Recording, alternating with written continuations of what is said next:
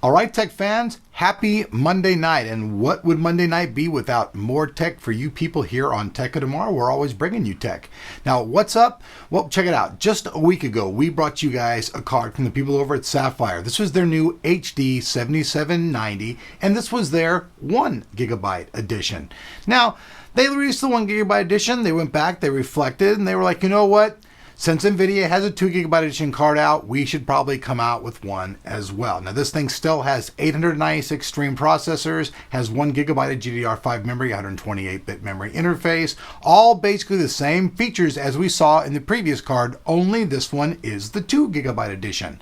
So with that said, let's do the unboxing, quick overview, and then we'll link over to the full review afterwards. With that said, let's check out the box. All right, folks, so check it out. You got the name.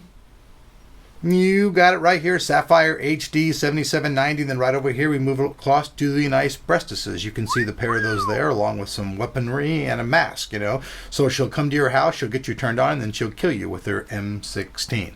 You guys can see 2 gigabytes of GDDR5. It's the overclocked version. Now, I understand that this card does come slightly clocked lower than the 1 gigabyte version. I don't know why that is, but we'll get into that later. HDMI, all that good stuff. You guys know about AMD and all their stuff. Flip it around real quick to the back of the box. Supports 3 monitors, so you guys can have that Infinity display. 28 nanometer architecture, GDDR5 memory, AMD Infinity 2.0, AMD Crossfire X, PCI Express version 3.0. It's got its AMD apps. You also got DirectX 11 support, HDMI support, and some HD 3D support right down there at the very bottom. So with that said, now let's see what actually comes in the box. All right, folks, so now we've got the stuff out of the box. You guys can see right here, we got the Sapphire graphics card quick installation guide. We've also got this standard DisplayPort cable, Crossfire cable, DVI to VGA, and then we've got our Molex to 6-pin power connector. This is everything that would come in the bundle. And now let's actually move on to the card itself. All right, so now let's take a closer look of the card itself. Right off the bat, we can see the rear I/O, where we see a single DVI-I, single DVI-D, HDMI, and a standard DisplayPort. Now, what's really weird about seeing a standard DisplayPort on AMD cards, usually you see these on NVIDIA cards. You don't usually see them on AMD type cards. This card's also dual slot design. You can see a fin right here. Some of the heat is going to be pushed out of this when you have it inside your system. We also see a single fan design right there. Black all the way across. And the black card goes all the way to front and back. So if you're looking for a system that matches your mod, this will be a good card because it is black and black. The card size in it, 9 inches long by 4 inches high by 1.25 inches as far as the thickness of the card goes. Now, down here we see our PCIe 3.0 interface. Going to flip it around, let you guys see a close-up of the back of the card, where you guys can see right here, there's like a little heat fin right here.